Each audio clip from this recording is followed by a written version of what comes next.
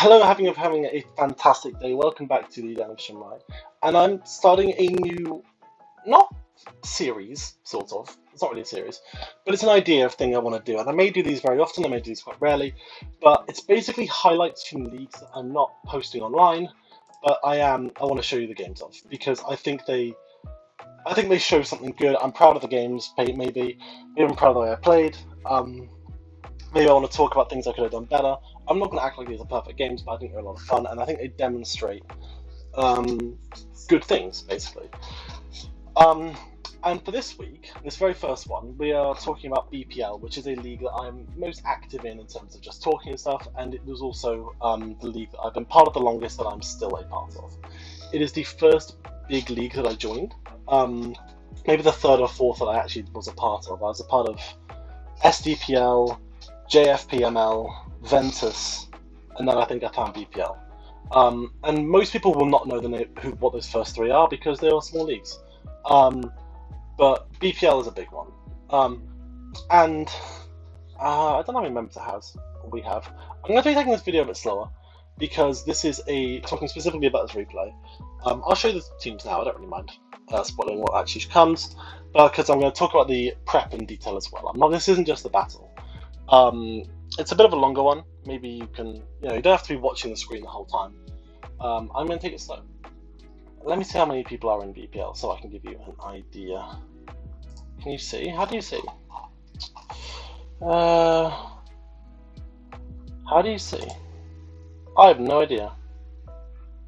I have no idea how you see. Oh well. Hang on, is it here? Server.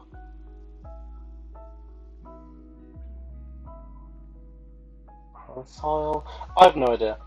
It's big though. It's pretty blooming big.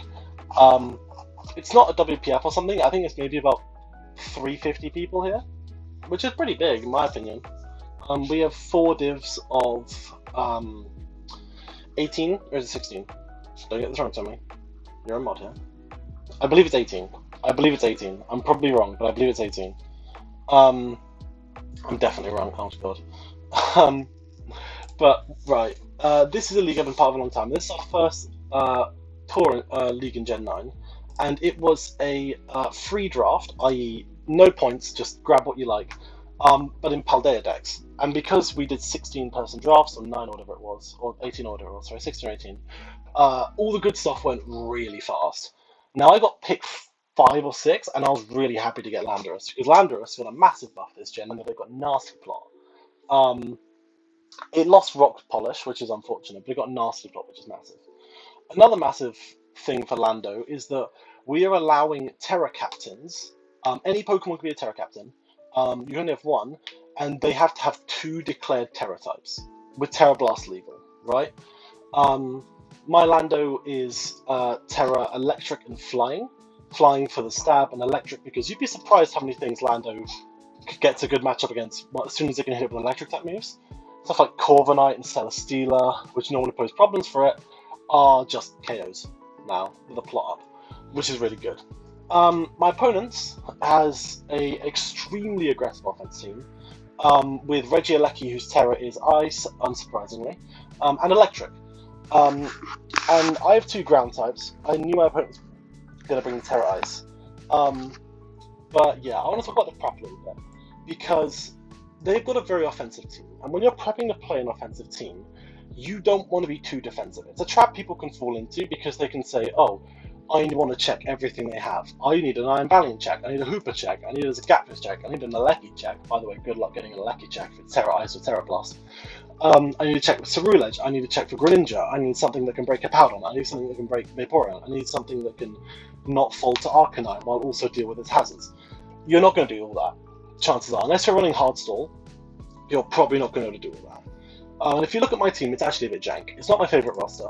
And the drafting process of this roster is actually why I've not been recording with it. Even though I'm 2-1, I'm doing fairly well. I'm doing better than I expected, to be honest. Considering that week 2, which was the game before this one, was a bit of hacks involved. My Iron Hands, because they had a body press flame charge Volcanion, which is pretty cool.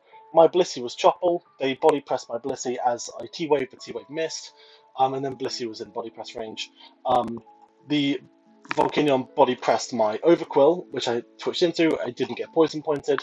It got the first Team Eruption burn on Iron Hands, meaning Iron Hands couldn't revenge it, basically. All sorts of stuff happened that week. What else happened? I'm trying to remember. Rotom hit itself, missed a Willow, hit itself in confusion on the only turn it was confused, and was confused by the first Hurricane as well. My opponent missed plenty of defogs. I don't want to give the impression that it was all one right. No, not missed defogs, missed Hurricanes. What else happened? The Annihilate used contact moves on my Overquill and Talonflame and didn't get status, which was big by the end of the game. And I checked they were AV, they were not pads, so yeah. Anyway, wasn't a great game. I got it down to a 3-0, which was better than I expected, because really it could have been a 4 or 5. But anyway, this game I wasn't too sure of how to go about it, because it's a tricky game. I should be doing more on the screen, because I know a lot of you be watching the screen. I'm telling you just to put this phone down while you do something else and listen to me, but people don't do that, I would assume. I don't know, maybe you do, and if you do, I love you. Anyway, I started off with an interesting sort of idea, which was, well, my initial premise was, how do I stop Iron Valiant from beating me? Because they've got a lot of massive power and a lot of amazing speed, but Valiant is the only one that's got a real combination of both. Gren is really fast and pretty strong. Hooper's mad strong and, you know, pretty middling speed, to be honest. It's a wall breaker. And Gyarados is reasonable speed and very strong, thanks to the stab combination, but Valiant is all of them. So Valiant, I figured, had a good chance of being their win condition, and so I had to have an idea of how I was going to deal with Valiant, which I didn't really know.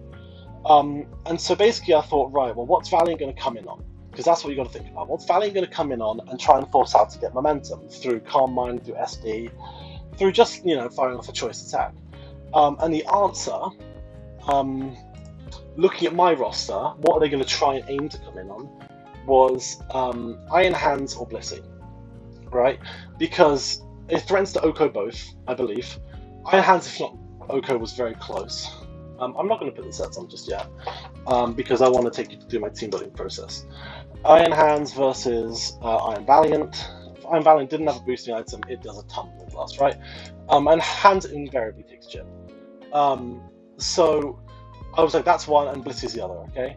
Blissey, I did not want to run Chopple with some nonsense, because that's a team. Whoops, pretend you didn't do that. I didn't want to run Chopper with some nonsense because I wanted to check Gren, I wanted to check Special Aleki, emphasis on Special.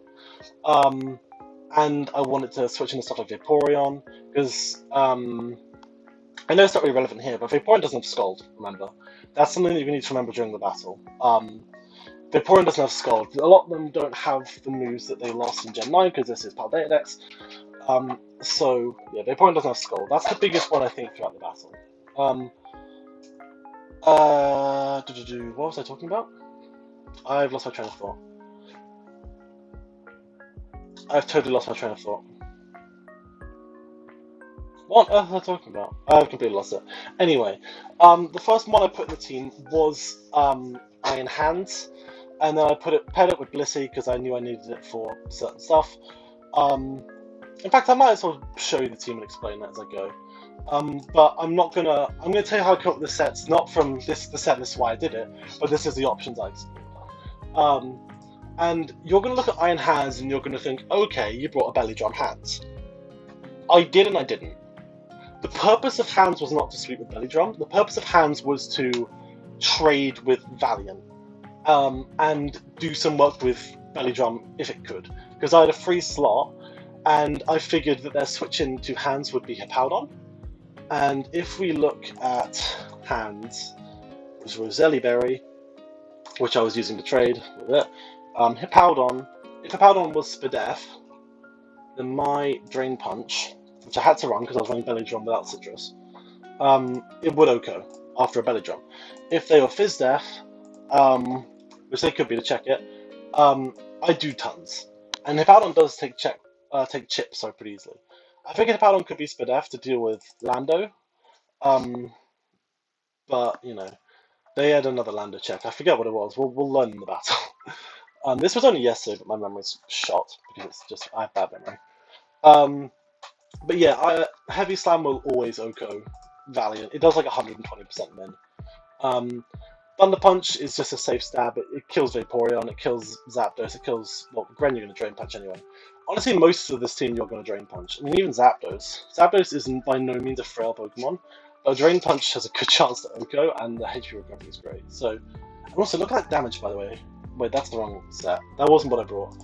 But even still, let's look at the damage on max HP hands from Banded Gyarados. That's ridiculous. For an offensive Pokemon, even with no bulk, 60 to 70 from Banded Gyarados is monstrously tanky. But yeah, I didn't complete the set all in one go, but basically the idea was that I would try and trade with Valiant with Heavy Slam, and then if I got the opportunity, I could also Belly Drum, and I didn't necessarily have to Belly Drum before trading with Valiant because of the Roselli Berry, right? Because the Roselli Berry, Iron Valiant. This is assuming they weren't specs. They could have been specs, and I would have had to be at high health to trade with it. But Roselli Berry, Moonblast would do 38 to 44. If they're choice specs, where is it? Choice specs, it does 56 to 67, which isn't a terrible range to stay out of, but I can't have Belly Drum, you know. So, and Drain Punch would always kill it in return. 1-3-2 speed was to outspeed 8-speed Vaporeon, which I figured was possible. I didn't think they would run that much speed on Hippo. I didn't really care about Wo-Chien because it can, you know, Leech Seed me, but then I Drain Punch it, and any health I'm missing, I'm getting back because Wo-Chien's got a pretty decent HP stat, and I am OHKOing it. I did die to Hooper. Like, I think that's wrong Hooper. Hooper Unbound. A Psychic did, like, always kill. If they're modest, it always kills. Or any kind of power boosting item or anything like that. But what I really expected was, because they've got a lot of mixed potential, I expected a sort of special attacker that was bait to try and kill Chansey, and then the other special attacker to actually be a special attacker. Those three special attackers being Valiant, Alecki, and Hooper. Now, when I was looking at this sort of setup, I was thinking a few things, but my first thing was they've got tons of speed. And I was actually really close to running Scarf Floatzel. Now, spoilers, I didn't. I ran Scarf Lando. But I was super close to running Scarf Floatzel, because if you look at the team, it actually, Scarf Floatzel's really, really good. It's so good. Its only flaw is it does get outsped by Scarf / Booster Energy Valiant. And does it outspeed Alecki? I don't even remember. Floatzel. Choice Scarf. Regieleki. Does it outspeed Modest / Adamant Alecki? It definitely does with Jolly, yeah. And it outspeeds all but the fastest of Alecki with Jolly itself. With Jolly itself, yeah. So that would have been a really great option to have, but the problem was Vaporeon. And if you've used Floatzel before Gen 9, which you probably haven't, because Floatzel without Wave Crash is pretty mediocre / terrible, you will know it got Switcheroo, which would have been fine, because then I could stick the Scarf on Vaporeon, and at that point, you know, I'm not Scarfed anymore, but I've still got a reasonably strong Aqua Jet, which will help keep things in check. I'm still faster than quite a lot, so it wouldn't have been the end of the world, and I would have crippled Vaporeon. But unfortunately, Floatzel has lost Switcheroo, so that was no longer an option. And I ended up going for Landorus instead, just because Landorus fit in the team better, and it had more OHKO potential. It OHKOs, I think it OHKOs Zapdos. I can't even remember my team from yesterday. We'll go with the big gym stat. Zapdos, G. Terra Blast, did it kill? It did 80%. Okay, that's not terrible. And obviously kills Gren. Regieleki, I don't remember what speed number I hit. I was outsped by Adamant Alecki. I'm not sure what speed I was trying to hit. I think I was just trying to outspeed Scarf Gyarados. Which is what I was basically doing. It killed Valiant with one hit, because Iron Valiant's Spadef is terrible. Again, mostly. You don't have to actually kill a lot of the time with a Scarf, you just have to be able to revenge and force it out. Hooper U is getting squished by U-turn, unless they have a bit of investment, which they could have done, but you know, they didn't. Probably, I don't know. I don't think I ever touched it with Lando. Touched the Hooper U with Lando, I mean. I hope I'm loud enough. I'm still thinking of the PR's video where I was just way too quiet. I don't do much to Vaporeon, but I do at least pressure it, so that's good. And also, if I'm Terra Electric, then I can take a hit from Regieleki. Which brings me to the main source of loads of my prep, Regieleki. Because this thing, of course, can be physical or special. And if it is physical, and I bring Blissey, my set, they will do a ton with Wild Charge. They will do an absolute ton. And even a Terra Ice Terra Blast, let's look at the calc. This is with Life Orb. It'll do a good chunk. It'll kill into Wild Charge, which is not what you want in your sandwiches. They don't have to run Life Orb, they can easily run Magnet, and still do tons of Wild Charge. They can run Leftovers, they can run Boots, they can run all sorts. So Eleki is not a good check, and even if it was a good check for the physical set, the special attacking variant with Choice Specs deals 25 min with Volt Switch, which is tons of damage. And they could also do Terra Electric. I didn't think they would. It seemed very unlikely, but they could. And the thing is, Lando is one-shot by a Terra Blast from Terra Ice Eleki, so I needed another option. I did go Palossand. Now, if you'll notice, Palossand is fully Fizz Def. The reason why was because the plan was for Blissey to deal with Special Eleki and for Palossand to deal with Physical. The reason why I had Palossand there as well was because Palossand can spin block. And Palossand, in a tight situation, late on, can spin block. It can make sure that it can kill me and it can spin block, but it can't do both. Sorry, it can kill me or it can, attempt to spin. You can kill me on the switch, but then I'll be able to hopefully force it out with something else. I didn't actually have a lot of speed. I had no way to outspeed Eleki this matchup without scarfing something ridiculous like Talonflame. Which, in hindsight, would have actually been pretty cool and might have worked out really well. I wish I considered that at the time, actually. I might have ran it. But I didn't. So, yeah. Palossand was sort of the coup de grace. I put it on fairly last minute. I can't remember what over. I think it was over Floatzel. I was also considering AV Copperaja to try and deal with Regieleki, but that obviously didn't work. I forgot that you absolutely cannot deal with Eleki without not just resistances, but pretty tanky resistances. So yeah. Let me have a quick look at something.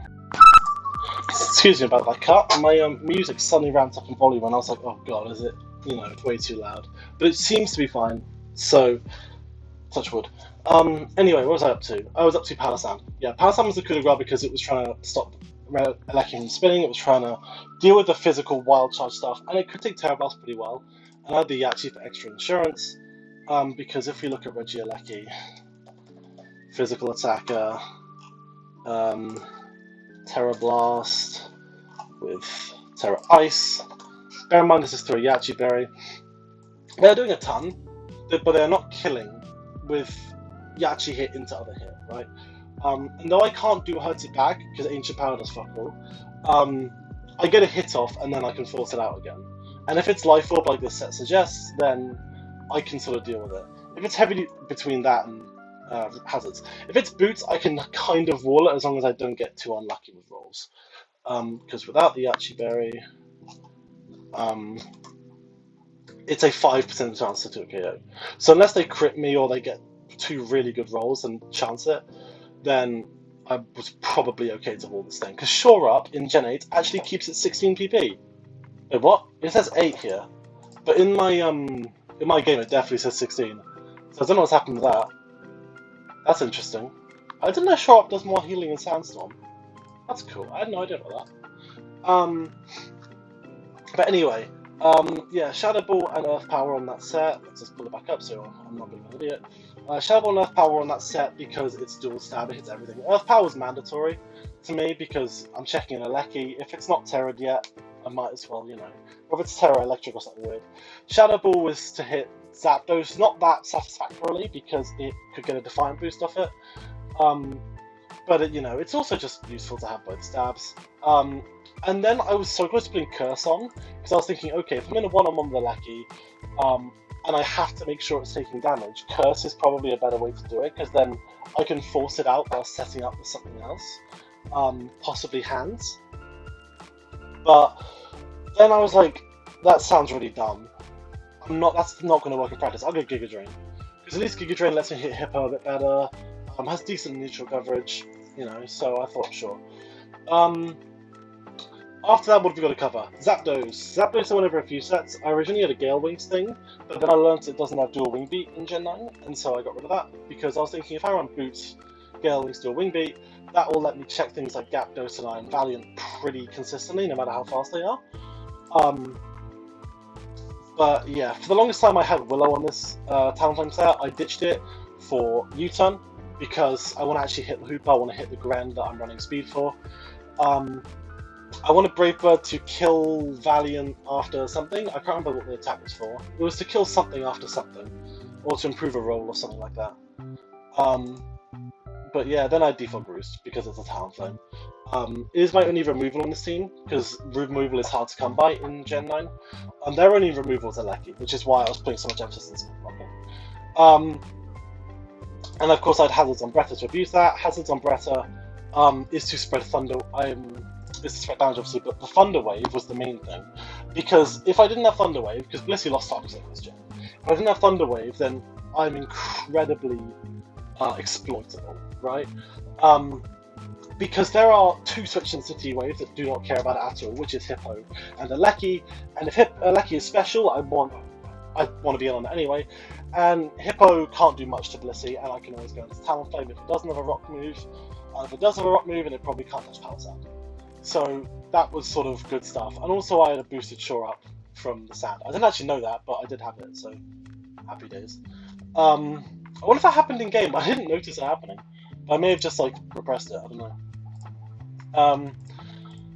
What else was there? Just Overquill left. Now Overquill was a weird one. Although I knew I wanted it from early, I wasn't sure why. And the reason I wanted it was for Toxic Spikes, because their removal, as I say, was just a Lecky. I was thinking from very early I might just lead Overquill, because nothing can KO it in one hit, even Hippowdon, unless it's offensive for some reason. And I get a T-Spike, and as long as I play Palisand right, I can protect those T-Spikes pretty easily. So I definitely wanted to take advantage of that. Protect to exacerbate Black Sludge and Toxic Spike, which I'm laying down. Barb Barrage, because they have no Steel type. Nothing really wants to take it if it's really poisoned, and it's a great way to poison things. 50% poison Rayman, it's honestly so good. And Pin Missile is because I take both stabs from Hoopa U. And if it's a special Hoopa U, Overquill is a decent interim check. I don't have a good check to physical Hoopa U at all. Hyperspace Fury is a nightmare for this team. You may think Intimidate would make Overquill decent at that, but then what about Gyapdos? Right, if I'm leading this Overquill, and Gyapdos is a pretty good lead in its own right, then I'm fucked. If I Intimidate it, get it to +1. Zapdos G against Overquill. With Intimidate. This thing's gonna murder me. I mean, Band kills me in one hit. Scarf probably isn't far off. 80 to 93. I mean, it's not how you want to start a game. It's just not how you want to start a game. So I didn't do that. I went Poison Point. And Poison Point, you never know. It's a very useful ability to have, just for switching into things like Gren U-Turn or Zapdos U-Turn, or something from Cerulege, because I checked Cerulege reasonably well, even without a Dark move. Not check. Check is a very, very inaccurate way of describing that. Palisand is not Cerulege check, even if it's like Power Herb, Solar Beam, dog shit. But yeah, Pit Missile was the way. I was almost going to run Fellstinger, but two things. Firstly, Fellstinger doesn't actually always kill Hoopa U. And secondly, Pin Missile will help deal with subs and Tanga Berry and whatnot. And it does at minimum the same, possibly more. So yeah, that was the reason behind Overquill. But this was the team. I was very unsure going into this, because I actually built this team in about half an hour, which is way less than I normally do. I spent about half an hour explaining the team. Because basically my opponent pinged me about half an hour beforehand saying you're ready to go in half an hour, and I realised that I hadn't got a team. All I had was a Floatzel with a Choice Scarf on it and Wave Crash, and I didn't even bring that. So I did make this team a little fast, but I'm actually still very happy with it, which is why I'm showing it to you. Otherwise I'd be like, oh no, don't see this team. This team's embarrassing. because I've done that with a couple of battles, to be honest. Battles where I've just not played my best and I've just built badly. And I don't think it's reflective of me as a player. Because me as a player is reflected with the OBS teams and the LDL team a little bit. And I think the way I played in this game is reflective of that. So yeah, we'll go into the battle now after like half an hour or something, 25 minutes. And we look at their team and we're like, okay, well, what do they leave behind? They brought the Valiant, they brought the Aleki, they brought the Hooper, they brought the Hippo, which is what expected. They did not bring the Gapdos, which is amazing. It's amazing, because Gapdos, I had no switch to ban the Gapdos at all. Not only no switch to Gapdos, but no switch to Brave Bird full stop. They maybe expected Rotom Wash to come, they maybe expected Copper Raja at least, so I'd have a switch to the flying moves. I didn't have shit. My plan was honestly to switch Talonflame into it and hope it got banned. I had no plan. Add that and try and deal with it sort of through Palisand and passive damage and all this stuff. But they didn't bring it, which is fantastic. They brought the Aleki, which I expected. I knew it was going to Terra Ice. I just had to work out whether it was physical or special. They brought the Hooper U, similar story, physical or special. Gren, I had a lot to work out with that being set, and I also had to try and work out what Iron Valiant was doing. I knew Hippo was going to be defensive, rock, slack off. I knew that Vaporeon was going to be Wish, Protect, Surf, something else, right? I don't know what else. But I looked at the team and I was thought, okay, don't overthink the plan, stick to what you were doing before and lead with the Overqwil. As they lead with the Hooper, which is the best possible lead for me, because Hooper has an amazing matchup against everything on my team, except the Overqwil. So I got my lead bang on, I got my lead perfect. And I was very tempted to go for a Pin Missile here, but I figured they would respect that and just respect the damage, and that they wouldn't be able to touch me very much. The fact that I'm not Intimidate might tell them that I'm Spadef, which was something that I was not really thinking about at the time because I was stressed because I thought I was going to lose badly. But yeah, anyway, turn one, I was like, okay, stick to the plan, go for the Toxic Spike, and they go into the Hippowdon, which is fantastic. And at this point I'm thinking, well, the plan was just Toxic Spike, do I still do that again? And I was thinking, yeah, probably. I might take an Earthquake for it, but I'll get to know what this thing's spread maybe is if they have any offensive investment. And so that'll be all good. And so I reveal the Black Sludge, and I go for another Toxic Spike as they go for Rocks, which was perfect. I do not mind Rocks at all in this team. I do not mind Rocks at all in this team. I do not care about them in the slightest. I need to work out this Hippowdon set. Something I didn't do in the moment, which I'm a little embarrassed of, is I didn't actually check if Hippowdon kept Toxic. But I'm checking now. It appears to have. No, that's not Dexdraft, Paldedex. Hippowdon did not keep Toxic. So that was good to know. But anyway, at this point I go into the Palisand, if memory serves, because I didn't think they could touch this and I'd be able to do decent damage. They Earthquake, that showed me they were uninvested. Now at this point I was thinking, okay, well what's your switch into Palisand? Possibly something like Vaporeon, possibly something like Hooper, but they'll not want to spread Poison if they don't have to, because Poison is obviously really potent. And they go for the Ice Fang, which sucked, because it consumed the Yachi Berry. It also told me they were faster, which, you know. And I went for the Shore Up, because I just wanted to scout the switch. So that turn was a pretty negative one for me. You'll see 8 there. I could have sworn it said 16 at the time. And I think I used a fair few, so I wonder if it's going to say I have negative PP. That'd be weird. But anyway, I just go for the Earth Power now. And they just stay in an Earthquake with a Powdon, which told me they don't really have a switch for this. I do quite a bit with the Earth Power.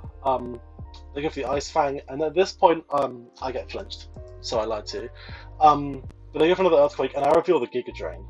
At this point, I know this thing has no Spadef, right? This thing has no Spadef whatsoever. I went for the Giga Drain then because I wanted some HP back while staying offensive, yada yada yada. But also because they just didn't do switching out. And that Giga Drain did 37, and the Earth Power did 32. That ain't no Spadef Hippo, as you can see. So only with a impish nature does that make sense. Because basically I got a mid-roll Earth Power, mid-roll Giga Drain. That would make sense. So I knew they were fully Fizz-Def, which told me this was the hands check, which told me that Vaporeon was probably going to be mostly Spadef, which was good to know. As Vaporeon doesn't want to switch into Giga Drain that much either, especially with T-Spikes up. So I knew this was good, and I figured at this point they were going to heal, which they did, so I healed myself. And here I was like, right, they will lose this 1v1. They've got to know that, because Giga Drain's going to give me a massive advantage. They're 1 PP like better off in terms of recovery moves, but I'm better off in general. So I'm going to go for an Earth Power here because I thought we were going to switch. They do go into the Hooper, which was awesome. And I do a little bit of chip, but most importantly, I get it poisoned. Because I didn't know what would be boots. Stuff can be boots. I mean, if you're playing a team like me, and I think I brought Toxic Spikes every week. Have I? Toxic Spikes week 2. I think I brought it week 1 as well. Yeah, I brought it every week so far. I brought Overquill every week. What else have I brought every week? I brought Overquill Lando Hands every week. Yeah, damn. This is the first week I haven't brought Rotom.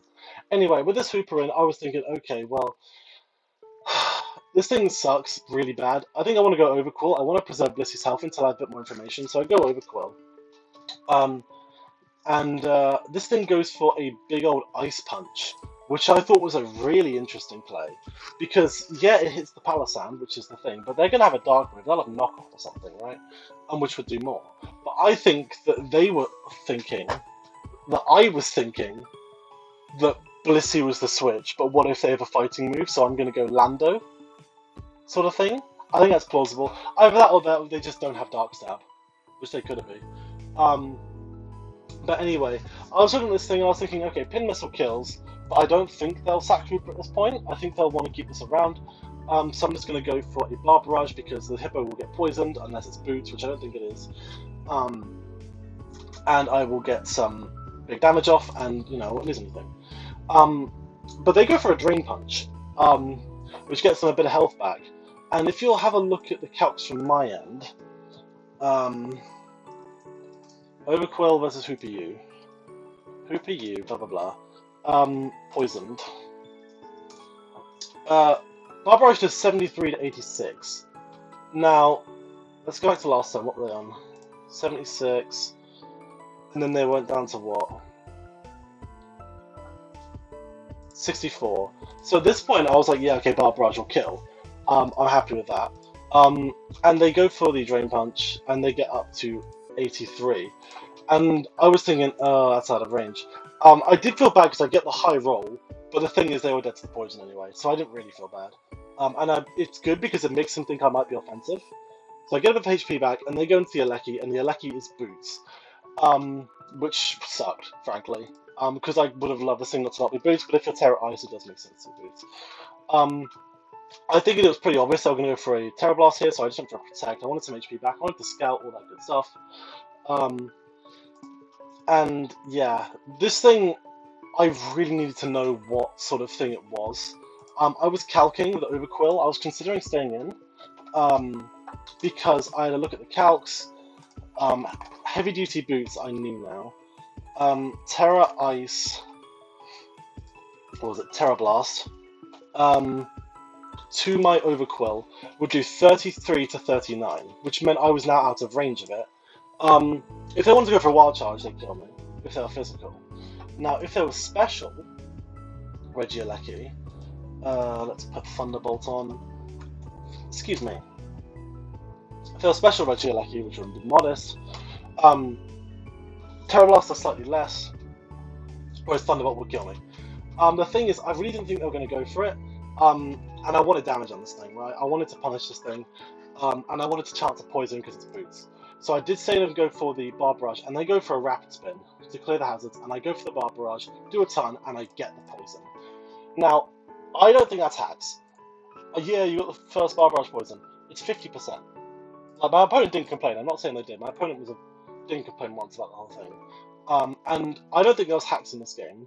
It kind of looks as though there is at one point. And I think I definitely was a bit luckier, but I don't think there was hacks by any means. The main hacks comes later in the form of para hacks. But I don't think that was hacks. But anyway, I stay and get the Bar Barrage off as they spin, which is interesting to me because it reveals the spin, but more importantly, it does 10%. That damage was huge to me, because if you look at Overquill here, if they're Adamant Alecki, it does 13.9 min. So 10% from a spin tells me that it's a special Alecki, which is huge. It tells me it's special Alecki. The problem with it being special Alecki, however, is it makes me afraid to switch my Palossand in. Because remember, my Yachi Berry has been used up. And Terra Blast will do 80 to 95 to me. assuming they're modest, which they're only lucky, they probably are. So that was good information to get.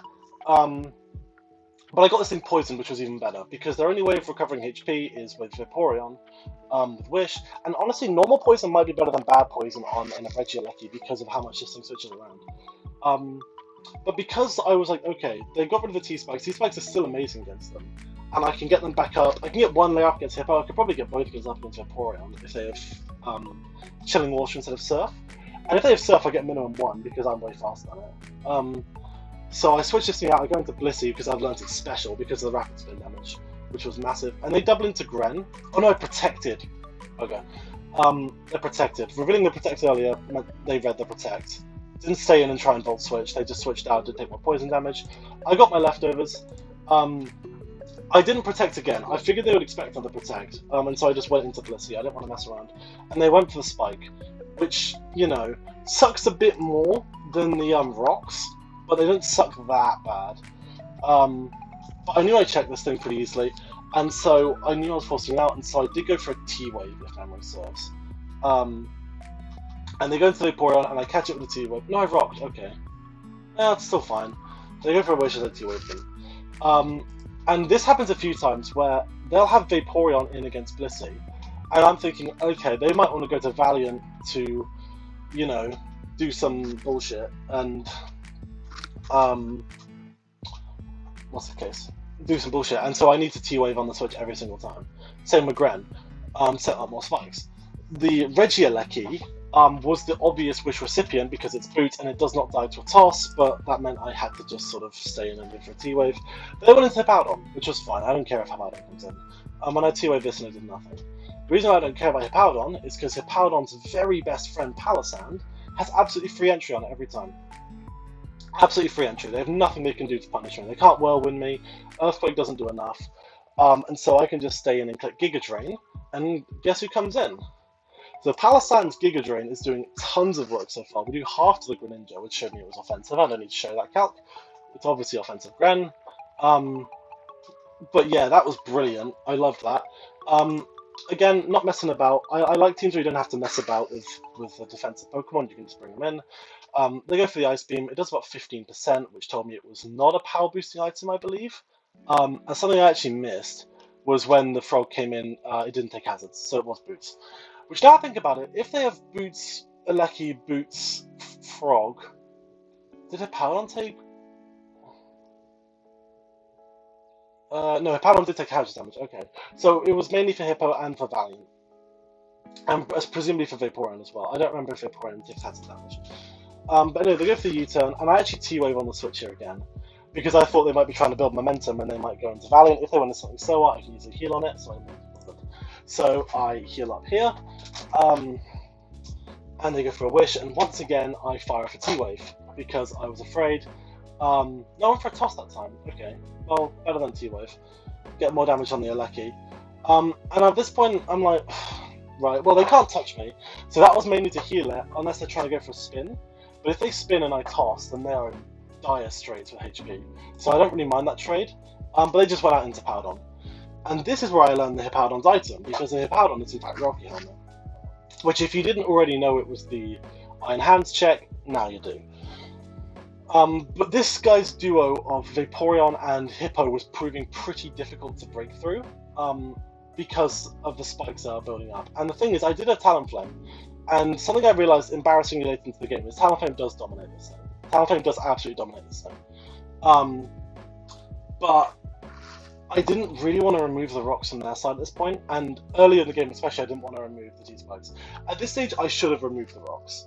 That is a misplay, I will happily admit that, but I was frankly too excited to go back into Palisand yet again, so I did that. A couple of doubles would have really put Palisand under pressure, honestly. If they'd have doubled into Gren a couple of these times. But I go for the Shore Up. They actually freeze me, I think. No, I went for Giga Drain. They freeze me, but I got the instant thaw. That instant thaw was big. Technically, the luck was still from them, because the freeze itself is a 10% and the thaw is a 25%. So they got the luckier roll, if you know what I mean. So they still got luckier out of that exchange. But, you know, nothing happened. So you don't really call that hacks, I wouldn't have said. Anyway, the Giga Drain goes off, does a ton, and they are now in range of another Giga Drain, and I am doing alright. So I think this next turn I should have slacked off, as they slack off. Yeah, and there's the 63%, I just never noticed that, but damn. At this point, we are back in a similar position to we were in before. They go into Vaporeon, as I think I go for a Giga Drain, or... No, I double into Talonflame. That was the wrong time for it. I think that was when I was like, ooh, I can go into this thing. While Palossand's healthy. But yeah, that was unfortunate that they went into this. I go for the U-turn, get a little bit of chip off. Oh yeah, that 14%, before we see hands. That 14% was notable, because I stuck it in the damage calc, and I was like, right, because I was under the impression at that stage that they ran it down. But even if they ran to the nearest number, 14% is an absolute min roll on Vaporeon. The set that I came to the conclusion by the end what it was about max defense calm. Wait, no, what? It can't be. I made a miscalc. I made a bad miscalc. It may have had a bit of defense.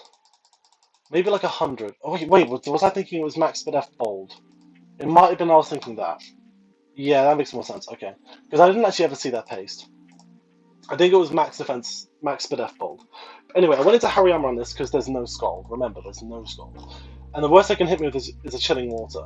And at this point, I wanted to break up the game because this cycle was hurting me, I think, more than them. Because I could have kept going through with Chansey and whatnot, but the thing is, eventually Overquill would have been worn down, and I would have gotten greedy and tried to get a T-Spike up. Overquill would have gotten worn down, Palossand would have been stalled, and yeah, it just wouldn't have been good. And they would have got on a switch right, and then eventually got Valentin on Blissey, and at that point, it's bad news bears. So, I go into Iron Hands on the Vaporeon as I go to the Chilling Water, which is 16, and I know they're going Hippo. Right? And so I go for a slightly risky move. And I know this thing was meant to trade with Valiant, I know that, but I was thinking here, that since the Valiant has not been revealed yet, against plenty of Pokemon where it is definitely very good, it's probably a late game Valiant. It's either a Calm Mind Sweeper, an SD Sweeper, or a Booster Energy. And for that reason, I was like, I'm pretty sure if I get a T-Spike up, I can deal with it anyway. And I get a T-Spike up on this Vaporeon, and I was not really fearing Vaporeon. I knew they were going to go into the Hippo, because even at -1, Hands is a massive threat to this thing. So I go for the Belly Drum on the switch, knowing that I'll be at 16% with Sand up. Right? But I do it. I go for the Belly Drum, and then I Drain Punch this Hippo and kill it. The thing is, right, this is the thing that makes me sad. If they were not Rocky Helmet, I would have been at 45%, right? That's huge. If they had not been Rocky Helmet, I would have been at 45%, which would have meant that Regieleki, Special Attacker, Heavy Duty Boots, actually no, I would have been at 39. Regieleki couldn't kill me. Terra Blast, Terra Ice. Yeah, Regieleki could not kill me from 39. Not only that, but I'm pretty sure Iron Valiant also had a roll. Actually, no, I was thinking of this 45. Okay. Iron Valiant at 45 would not have killed me, but unfortunately it was Helmet, so I took a bunch of chip. And so I knew I was revenged by Valiant, which sucked. But I'd like to get to see the Valiant set. Let me look at the boots. I'm remembering my calcs now. I'm a little bit sleepy still. Oh well, Ice. Yeah, the Terra Blast from Eleki did 30 to 36, right? They didn't know my spread. They had no idea how much speed F I had. They probably calc max HP.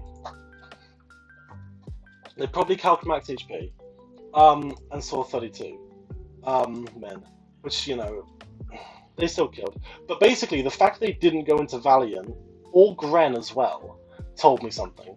Because I'm pretty sure, yeah, Iron Hands does not get Bullet Punch. So they did not go into Valiant for that reason. And even if they did fit Bullet Punch, because they for some reason thought I had it, Regieleki is not the switch, obviously. But they go into Eleki. I thought maybe they were going to try and get cheeky and go for a spin, so I did just go for the Drain Punch. I let it kill me. There wasn't much I could do at that range anyway. So they Terra Blast me and I get a bunch more chip through Sand and Sandstorm. Sand and Poison, even. And at this point, I'm thinking, right, we've traded Hounds for Hippo. Traded Hounds for Hippo. This Aleki is a massive threat, but at least it's poisoned, so its days are numbered. And now I've got to respond with something, right? And the problem was, everything except Blissey wouldn't work. I had to go Blissey, which is not what you want to do as a revenge killer. Because I still didn't know this thing's speed. I still didn't really know this thing's bulk. Actually, I could have calced it. I could have calced it earlier with Overclaw. It's a reflective moment for all of us. Barbarage, it had no bulk, so it was fully fast. Okay.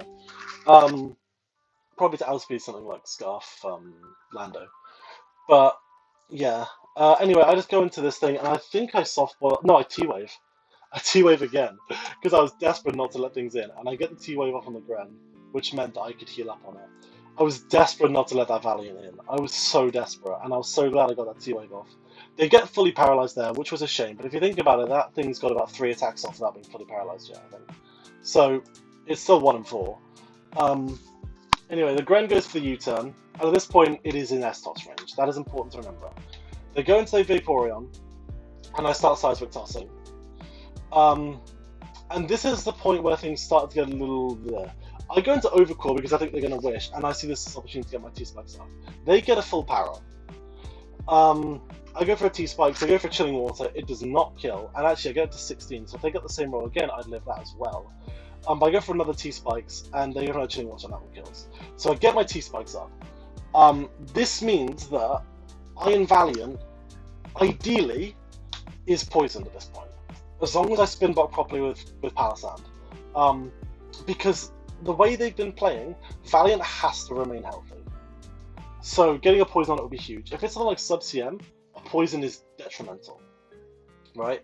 So anyway, they go for the kill there, and now I'm thinking, right, well, I can go into Chansey and just let them wish something up, probably a Lecky, and then they're in a partition. Or I have to go Lando. And start going for Terra Blasts. And that is what I did, and it's not the best situation, switching Lando into this thing. But I go for Electric, and I start clicking Scarf Terra Blast, and they do a good amount, but they get a full power the first time, which sucked. They get a Protect off, and I go for it again, and now they're out of range of the first Terra Blast. Third Terra Blast does a 40, and they go for a Yawn. And Yawn was really interesting, because at this point I was thinking, okay, because killing Vaporeon is really nice. It's really, really nice. But do I need Lando to win? Was what I was thinking. And in hindsight, maybe not. In hindsight, maybe not. But I was really relying on it to take 1 hit from Aleki. Actually, it would have been very weird. Because spoilers, I don't sack the Lando. And this next turn actually is the biggest hacks of the whole game. Or the most meaningful hacks of the whole game. But I don't sack the Lando to the sleep, because I'm thinking, okay, if it's something like SD, Booster Energy Valiant, then that could win. If it's Calm Mind Booster Energy Valiant, it sets up on me and it can win. That is the only reason I didn't. Because I was thinking, okay, Talonflame outspeeds Valiant, but if it's Booster Energy, then that's a huge problem. That's actually the whole reason, main reason Talonflame's even there, to offensively check Valiant and Gren. But yeah, I got a bit, I got cold feet. I did go into the Blissey. And yeah, the most meaningful hacks of the whole game is this turn. And I do genuinely feel very bad about this, because that wish that they went for there, I have no doubt that it was a wish. They would have to wish and then successfully protect the next turn as well. But I am trying to think how many turns they were on the field at all. So 1, 2, I'm not going to count them all, it takes too long. But they were, I don't know how bad luck it was. I think it was bad luck, but I don't think it was hacks.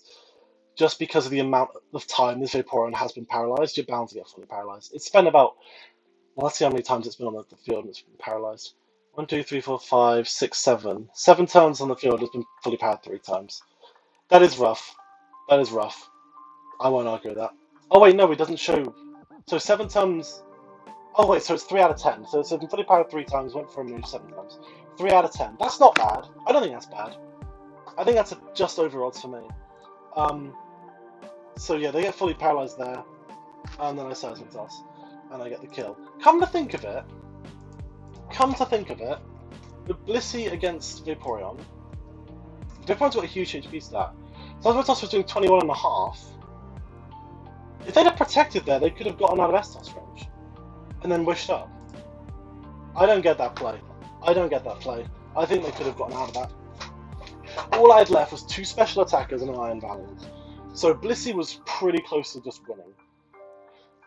And they go into the Greninja first, and I didn't really understand why, unless they were trying to sack because they had some sort of, they thought I had some sort of raw tech, and they wanted to save Valiant for last for that reason. I didn't really get Greninja coming in. Oh, maybe it'd be a physical move, maybe I'd knock or something. They go for Hydro, it misses. It did not matter in the slightest because I actually softballed this turn. They go for Hydro, this turn it lands, and Estos. The reason why I was healing, and I will continue to heal, is because Iron Valiant, and I was using this Carmine mix, no, no, I wasn't. Iron Valiant, this mix set, I was looking at, but if they're uninvested CC, I lived it from full. So I wanted to be at full. And that led to a massive misplay on my part, where the Alecki comes in, and this was the moment where I had to spin block and recognise that spin blocking was essential. But I didn't do it, and I let them spin, and I'm so mad that I did. I'm so mad that I did, because that was the biggest misplay of the whole game. That was the hardest misplay of the whole game. I absolutely had to spin block there, because they had no choice but to spin. They had no choice but to spin. I mean, it was a 50-50. I think spinning was the play for them. I just got it wrong. And I was very annoyed about that. And so I softballed there again. So I gave them a free spin. Free-ish, they took toxic damage. And then they just go for Thunderbolt to get in free, and I go for the S-Toss, and they die to the poison. So then it was just Valiant, and this whole game has been, right, well, I'm trying to wear down everything else. I've been surviving their offensive threats through things like prep that they weren't really expecting with Hooper, just plain Blisseyisms with Alecki. Gren I managed to catch with a T-Wave on the Switch and just wore it down with Giga Drain and Hazards. Hippo I broke with Belly Drum. Vaporeon I broke with very legitimate and fair and not at all RNG based means. And then there came an Iron Valiant. And I'm looking at the calc and I'm like, I'm probably dead. So they go into Iron Valiant and it is Quark Drive Speed. Which told me a couple of things. Firstly, that it's timid. Slash hasty, slash naive, slash jolly. And basically, yeah, they're going for the CC as you'd expect, because I'm obviously going to click T-Wave. And that dies. And so, yeah, I was a bit worried about this, but then I'm like, hang on, wait, max special attack, the speed boosting, I'm pretty sure I live this. Live the T-Bolt, and go for the Brave Bird. This game would have been very different had a few things gone differently. It was 50 turns, but it felt longer. It took so long for stuff to start dying. And that was because this was like a very... Despite the amount of offense my opponent brought, and the very jumbled team that I have, and will continue to have, because I'm actually enjoying this team now, it was like a weird sort of game of chess, because all of our pieces directly beat another piece. There were very few pieces that had weird even matchups. The only one I think was Vaporeon Blissey. And I think Blissey won that simply by just stalling it.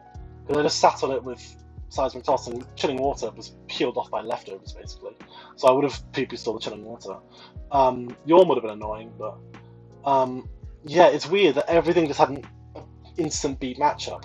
And so it wasn't until Hands killed the Hippo that the game really started to take off. Because once Hippo was dead, they didn't have the switch for certain stuff which they wanted before. I don't know if paralysing the Vaporeon was the play in hindsight, because it did work out, definitely, with things like the full powers, and also stuff like... didn't someone outspeed it that they weren't supposed to? I don't think it did, actually. I think it was just the full powers that happened. But if I'd have... When I was setting up T-Spikes the second time with Overquill, had I set up one layer of T-Spikes and then gone for a Barb Barrage the second time, maybe I would have just got Chip, and I wouldn't have done much because I was at -1 attack. But I might have got a poison, and that poison might have meant that the endgame went really differently. Because then Blissey fully could have just sat on the Vaporeon. And yeah, I don't know how that would have gone. But that was a really, really stressful game. I mean, once again, Lando doesn't actually do that much. It exerts a ton of pressure. Absolute ton of pressure. And it may seem weird that I didn't use Lando that much in a game where my opponent didn't bring a ground resistance at all. But that was just because of the nature of the matchup. I stand by the way I built. I build I build defensively to play offensively. Really, I like teams with 4 bulky Pokemon and then a breaker and a cleaner. Um, Not a cleaner per se, it can just be a Scarfer. Um, and then a defensive Pokemon can have offensive potential like Talonflame. Like Talonflame was bulky in its EV spread, max HP, nearly max speed, 8 speed F, 28 attack. I don't know why I'm reading it. You can see it here if you like. Um, it was bulky in its spread, but it was offensive in its function because its defensive utility came from the fact that Talonflame it revenged Valiant really well, but it also revenged Greninja pretty well. Not with actual damage, but it does a ton with. Why is Flower Gift there? Is Flower Gift maybe messing up my calc? Oh, Flower Gift boosts Spadef. That might have been messing up a calc earlier. Was it messing up that calc? Oh, because I've recorded this back to back with another video, with one from OBS, and I did some post game commentary on week 2 for that. And there was a one point where something had more Spadef than I thought it would have, or not enough, or something like that. And Flower Gift, I think, boosts attack and Spadef. Wait, so if I have like Waterfall on this Gren, I'm just curious now. Waterfall on this Gren, Flower Gift. No, it doesn't do anything. Allies Flower Gift. I need to look at what Flower Gift does now. And yes, I am just rambling. This video has been a ramble, but I don't mind. If the user is Trim and Sunny Day is active, its allies attack and speed F 1.5. Okay, so I need Flower Gift active, and I would need Sun. That's not a very good example because it's a water type move. But maybe like Night Slash. 40, and then with no Sun. Yeah, okay. Yeah, okay, that's cool. Very niche, but cool. I wonder why it's on the calc. I guess it's a thing that you can have. But they don't have the beads. The Beads of Ruin and Vessel of Ruin and, you know, all the Ruination abilities. They don't have that on here yet. They have it on the ability slot, but if you're doing doubles, I don't know if you can... Well, yeah, you can change this thing to work in doubles like that, but... Oh, it puts them there. Okay, never mind. I have been giving them shit when they don't deserve it.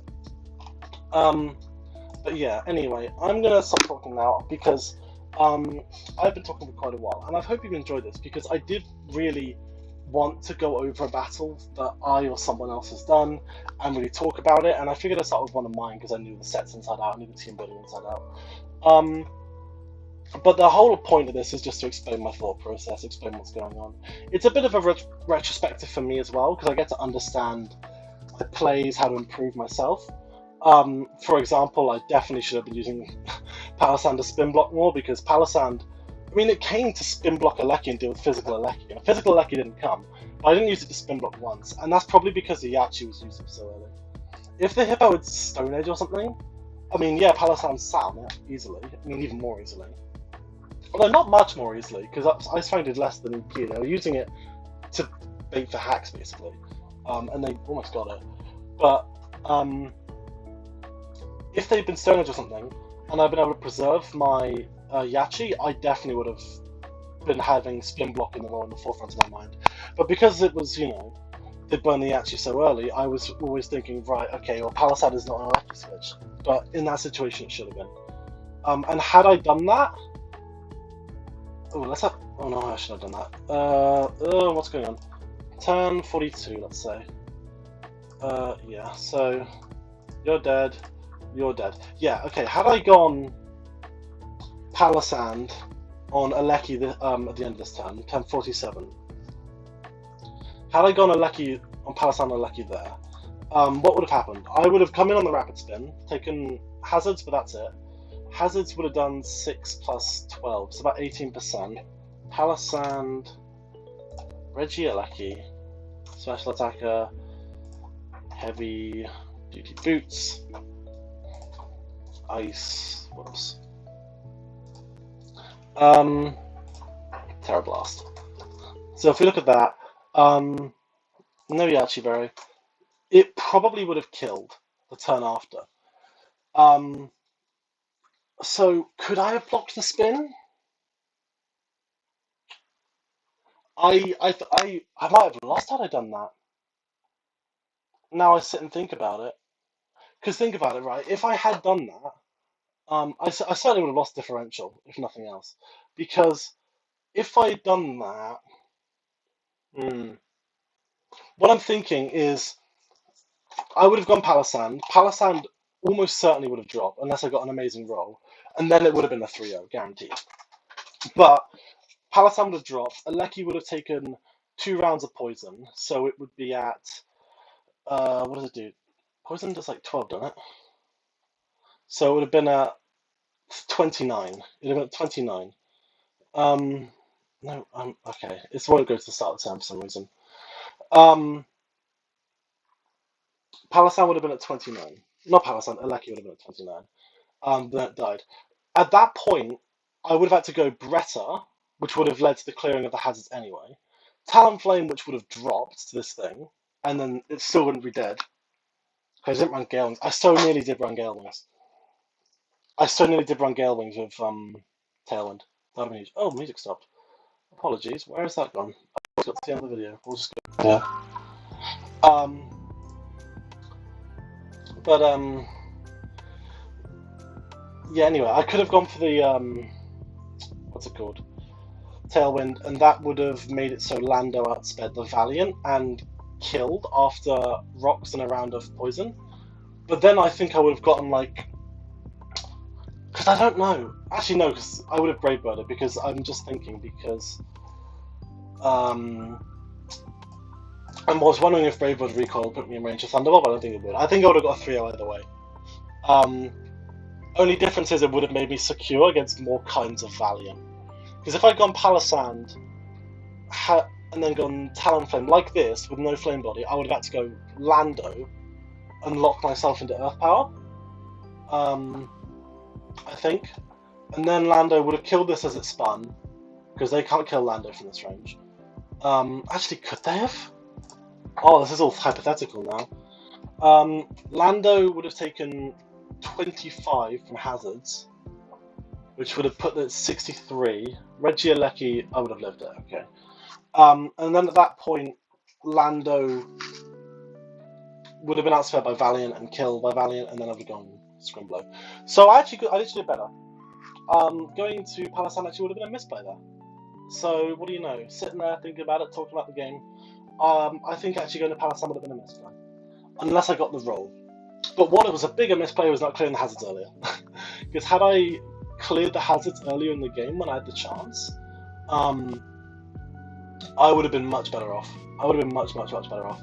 Because Palisand, for starters, would have lived the Terra Blast. Palisand would have lived the Terra Blast without needing Yachi or anything. It would have lived the Terra Blast from full. And then at that point, they can't set up with me on hands. They can't set up with Valiant on me. I don't know if they will, can't mind. But I would have just sat there going for Earth Powers, and eventually I would be able to go Talonflame and kill. Also, without hazards up, Bretta might have taken 1 hit from Valiant. So the real lesson is not I should have spin blocked, it's I should have removed the hazards myself. What do you know? Hazards are the answer, like always. Hazards are really big. People are starting to underappreciate hazards because we live in a boots meta and we live in one with, you know. But I mean, especially in Paldea decks when removal's so scarce, hazards are so important. But anyway, I've rambled for far too long. I've done this video in 2 halves. The first one was about, I don't even know, like 25 minutes. This one's been 45. So it's not really halves, but big long video talking about a battle, which I think is in pretty good detail. I have been, not in the same way because he does it regarding meta games that are, you know, more standardized, mobile meta games, but I've been a little bit inspired by BKC for this. So I'm not trying to plagiarize him. I'm sure he didn't come up with the idea as well, but, you know, I do like BKC stuff. He talks a lot about order gens, so watch him if you've not heard of him, which you probably have. It's not like, you know, I'm a comparable channel to his, but watch BKC because BKC is awesome. And yeah, I guess I'll see you later. Not much else to say. I just want to go over this battle. If you are interested in seeing more of this league, not just the good battles, but the bad ones too, let me know. I may try to record it if there is support for more of BPL. But the thing with BPL is that I've just got a lot of leagues going on at once anyway, and so having one which I'm dedicated to recording like OBS, I know I missed last week, but yeah, having one that I'm dedicated to recording like OBS, that is honestly enough on its own, considering I'm prepping and playing for let's see, 1, 2, 3, 4, 5, 6, 7 leagues right now. Oh, Jesus. I might actually show JFPML, which has started a new season. They play a season once every 8 months or something. It's a very small league, but it's one of my first ones, so I'm very fond of it. And I think I've got quite a good team in there. We're still drafting, but I think we're going to get quite a good team. But anyway, thank you very much for watching, as I said before. I think this is the second thank you very much for watching, maybe the third. But yeah, if you do like this sort of longer style, please let me know, because I may not do more of these if everyone's just like, yeah, I watched 5 minutes, not interested. But I mean, if the longer style's good, then I will do more of them, because they're quite easy to record. I don't need to be recording at a certain time like I do for battles, because I tend to play in the evening because time zones, and in the evening I can't talk too loud sometimes because I don't want to wake people up if it's midnight or something. But this, I'm recording at 2 PM, you know? Well, I started at like 12:30, but same difference. I'll let you go now. I've been rambling far too long. I hope you have a fantastic day. I hope that the sun shines particularly brightly where you are, and I hope that the flowers will work properly. Just have a really pleasant day, guys, alright?